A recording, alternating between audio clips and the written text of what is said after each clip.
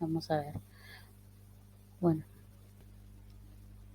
Bueno, bienvenidos de nuevo a esta segunda clase de historia. En esta oportunidad vamos a estar trabajando sobre el imperialismo y todo lo que implicó este fenómeno histórico que, si se quiere, es una de las consecuencias más inmediatas del tema anterior, que era conquista y colonización.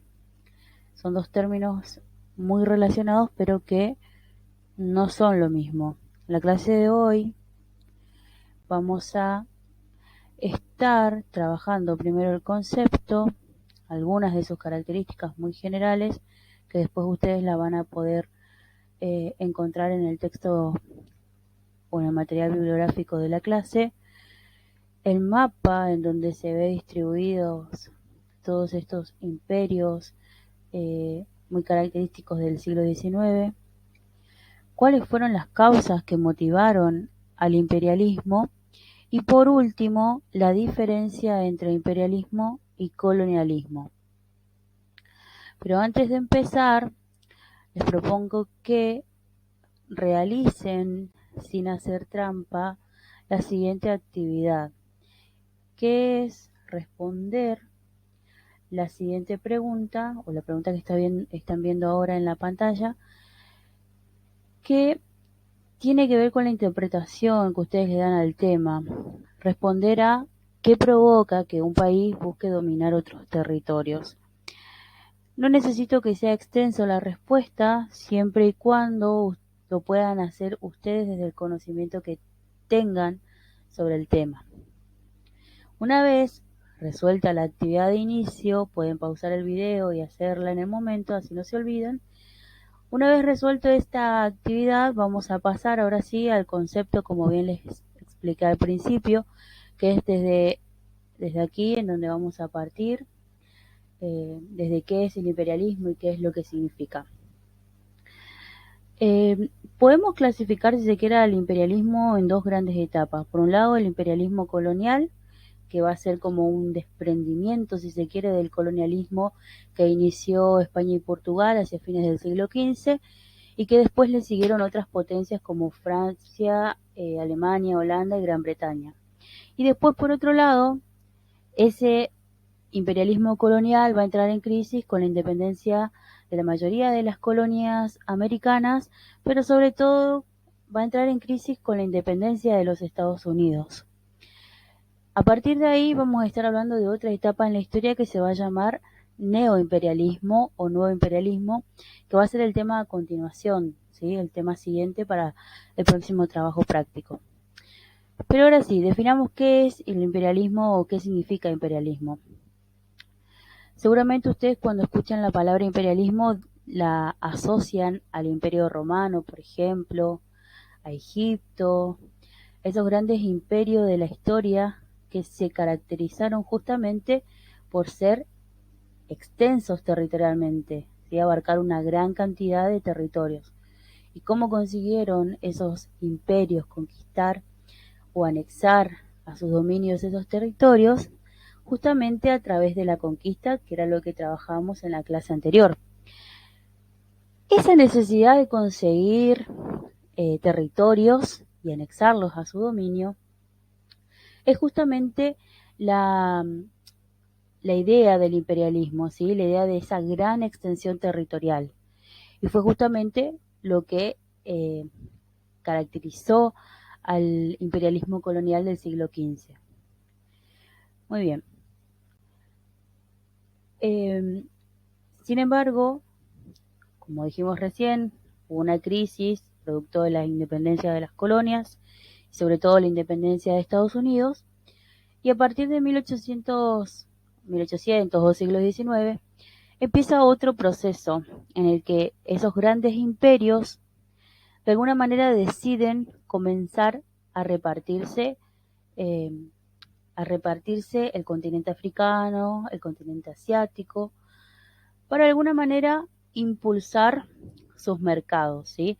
Todo esto va a estar acompañado de el despegue económico o de la revolución industrial principalmente, que va a permitir justamente que esta gran expansión territorial se potencie aún más. Cuando hablamos de imperialismo también tiene que tener en cuenta que no solamente nos estamos refiriendo al dominio político o territorial que puede hacer un país sobre otro, eh, sino que también podemos estar ante un imperialismo cultural, que no necesariamente va a implicar que una nación domine a otra y permanezca en ese territorio. Entonces, lo que quiero decir es que cuando veamos la diferencia entre colonialismo e imperialismo, que por ahí suelen ser bastante similares, muchas veces estos imperios que se repartieron, como recién les dije, África y Asia, no necesariamente se quedaron implementaron su cultura en esos lugares, sino que de alguna manera, por efecto directo de la economía y de la expansión de sus propios mercados, ese choque cultural fue inminente, o sea, fue una consecuencia directa de lo que, de lo que requirió ese intercambio en la época. Por eso es que podemos definir al imperialismo entonces como un sistema en el que la política, la economía y la cultura de una parte del mundo se organiza en función del dominio de unos países sobre otros. Entonces, es un poco lo que les estaba diciendo. Cómo de alguna manera ese reparto del mundo que les comentaba recién implicó la transmisión de ideologías y de cultura. Entonces, de alguna manera, hacia el siglo XIX, el mundo quedó dividido en dos, ¿sí? Que eso también va a ser un tema que lo vamos a trabajar después. Como a raíz de este imperialismo, el mundo queda dividido en países industrializados, las grandes potencias que mencionaba al principio, y por el otro lado los países no industrializados, ¿sí? O subdesarrollados. Muy bien, para entender un poquito mejor vamos a ver el siguiente mapa.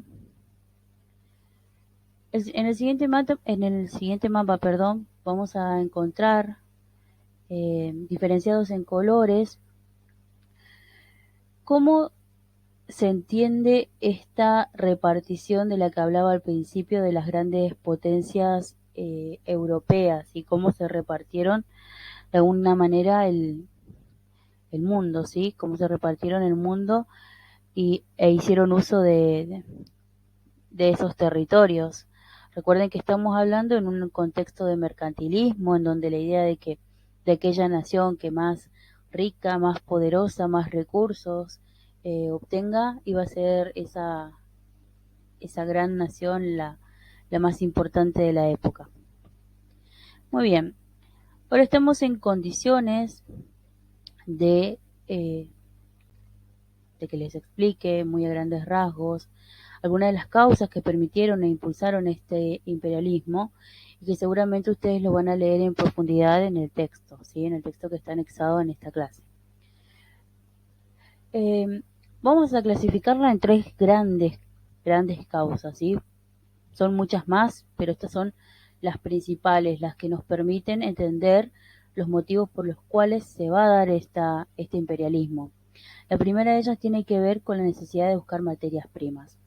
Piensen en lo siguiente, estamos hablando en un contexto en donde Europa estaba devastada, había quedado devastada no solo por las guerras, sino también por la gran crisis que provocó eh, la disminución demográfica, o sea, que la población disminuyera, que los campos tengan un rendimiento decreciente, o sea, dejen de producir como antes, y a raíz de eso, los europeos se vieron en la necesidad de buscar materias primas con las cuales poder organizar su economía, poder fomentar aún más la industrialización y de esa manera ingresar al sistema competitivo mundial en donde utilizaban, como les dije recién, a estos nuevos territorios como su mercado, ¿sí? Como su mercado. Esto es un concepto que lo vamos a trabajar en profundidad después, pero en definitiva son dos consecuencias económicas muy importantes para entender cuál era la necesidad de los europeos justamente de expandir sus dominios hacia nuevos territorios. Y en relación con eso vamos a estar hablando justamente de la exploración del mundo, de esa idea, de ese espíritu aventurero que era muy propio del siglo XIX, y acompañado de ello los avances de la ciencia que impulsaron también este fenómeno.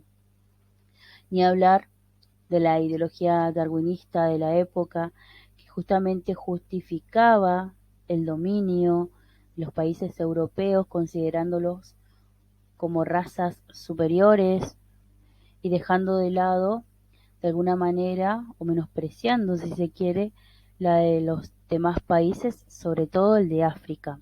Tengan en cuenta que estamos hablando de un contexto en donde la mayoría de los europeos llevaba a los esclavos que eran traídos desde África, ¿sí? Para explotarlos. Estas son algunas de las causas muy generales del imperialismo. Y ahora lo que vamos a ver es la diferencia que existe entre estos dos términos.